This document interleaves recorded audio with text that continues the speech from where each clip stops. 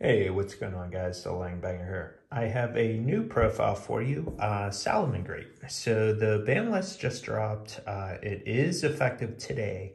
So I'm making this May 17th, 2022. So Salamangreat is a really cool deck. It's one of those decks where, I don't know, what was that, like a year before the pandemic? It was really cool deck. Of course, it came out in a structure deck, picked it up.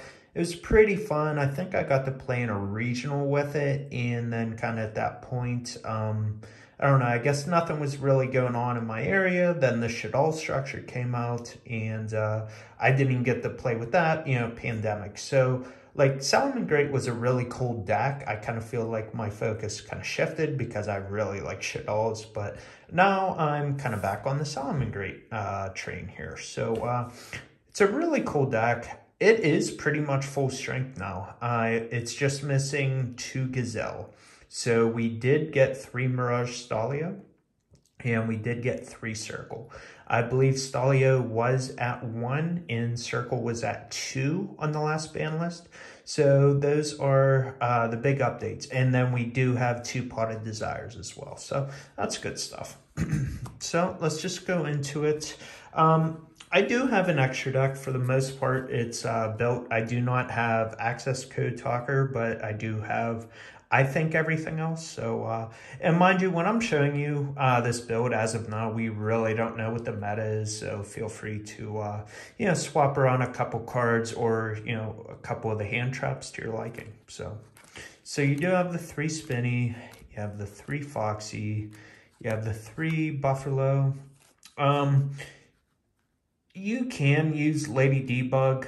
It's just a matter of, I like this way better as a starter. I mean, Lady Debug is really good too, but just that getting stopped by a hand trap is kind of rough, but at least with this, you can kind of get things rolling. So that's kind of my thought process. So then I have 1 Fowl, I have 1 Falco, I have 1 Gazelle, I have 1 Jack Jaguar. That's it for the regular monsters. Then for hand traps, I have the 3 Ash and I have the 2 Ogre. So the Ogre, you could probably swap to Ghost Spell if you want. I mean, those are kind of flex spots. I mean, you can do DD Crow, Effect Veiler. I mean, the list goes on. So really up to you what you want to do. So that was the monsters. Oh, sorry. The traps first. So you do have 3 Circle. So what's kind of cool, I do pick up cards still just over time, and I had this stack, it got dismantled with the ban list. So instead of me just getting rid of the cards, I just had them off to the side, and I was just like, well, some rainy day, I'm sure, this deck or these cards, just all these cards that I have, they would get phased out and we would just get the cards back. And I really don't think 3 Circle is a big deal. I mean, we had it at 1, right? Didn't do anything. We had it at 2, still wasn't doing anything. 3 really isn't going to do anything. It just lets you hit your key cards more consistently, basically. So then you have the 3 Mining. I don't know if you need 3 of this. Still a really good card, but I feel like we were really emphasizing 3 because we only had 1 Circle at some point.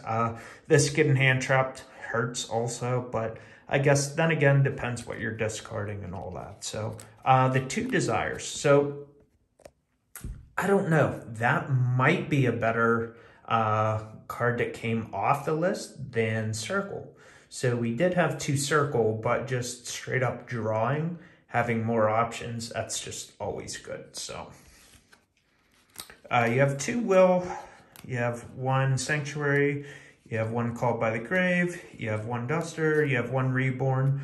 I'm using Magical Midbreaker Field. So I like this in an attempt to get my plays through. Totally up to you though. That is a flex spot. You can add another hand trap. I don't know, maybe you could use Lightning Storm. Really, it depends on the meta. I mean, maybe if you have access code talker, maybe you want to use like Raigeki. Not to say that's ideal or anything, but you know, that's really up to you. I think when it comes down to decks, you just got a couple flex spots just for what you like. So that was the spells. Onto the traps. So you have 3 Imperm. This is where I'm kind of different. So I'm using 2 Rage and 2 Roar. So I think for the most part, people are just going to be using 1 of each, or maybe 2 of one and 1 of the other, because, you know, you can get to these cards, right? But I just like having the options just up front in case things go wrong, or just, you know, I guess that's pretty much it. I thought I had another thought, guess not. So those were the traps I had. That is 40. I do not have prosperities, so that could be another spot if you wanted to cut out the mid-breaker field or one of the Salamangreat traps.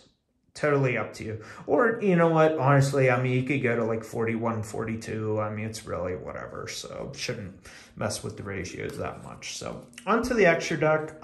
Again, this is kind of iffy too, so mind you, I really haven't been playing last 2 years, so you know, this could be totally wrong. So I'm sure you can just fix things to your liking. So I do have 2 Mirage Stalia. So this is at 3, but I was thinking to myself, 1, extra deck space is crazy tight, but then also you can reuse these, right? So I was just kind of thinking, in case maybe 1 got banished, maybe I'd have another play, or maybe I could just stick 2 on the board somehow. So I don't know if 3 is mandatory. So if the extra deck was 20, I feel like I would definitely be using 3 Mirage Stalia, but you know, it is what it is, right? So then I'm using Baguska. So yeah, you can still go into rank 4s, and I just feel like that's pretty much the best one. I mean, you can use Abyss Dweller. You know, there's plenty of other options. I mean, I even like Castell. You can use the Diamond Dragon, or whatever, the one that pops the spell trap. So, you know, there's flex spots there, flexibility. I figured I need to have a rank 4 as opposed to not having one. So I just went with Baguska. Onto the links, you have the 3 Bay Links. You have the 3 Sunlight Wolf. Here's where maybe it gets a little weird. 1 Heat Leo. So I was just going through this extra deck, and I was thinking, like, how the heck do you take anything out, you know, to fit anything in? So that's kind of what I went with.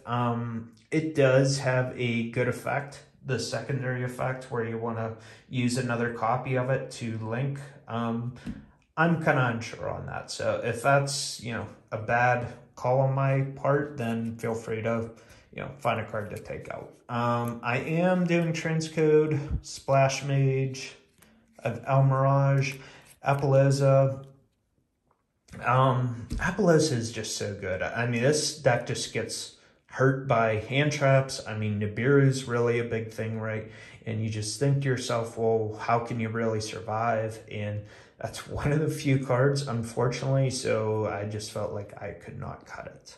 Then the last card, I ended up getting a Decode Talker Heat Soul the other day. So this is a really cool card. Is it mandatory? I don't know. I feel I could even, like, if I wanted to go in it more frequently, I feel like I need more targets to get into it, because you need two plus Cypers monsters with different attributes. So all of them in the main deck are fire, so you would have to do that from the extra deck, I believe, with Splash Mage and then something else. So is it worth it? I don't know. It's a really good card. I know it would be used in regular Code Talkers, but that's just something I'm kind of inexperienced on that. And honestly, I really haven't seen any builds yet. You know, one, since the ban list just came out, and then also Heat Soul just came out like a week or 2 ago. So let me know your thoughts on my build. One day I will get a Access Code Talker, make us more of an OTK fit, you know, base build. But I guess you can see, like, I can still make power plays, but I'm still backing things up with the traps. So yeah, that's about all I have. So thanks for watching, guys. Have a good day. Peace.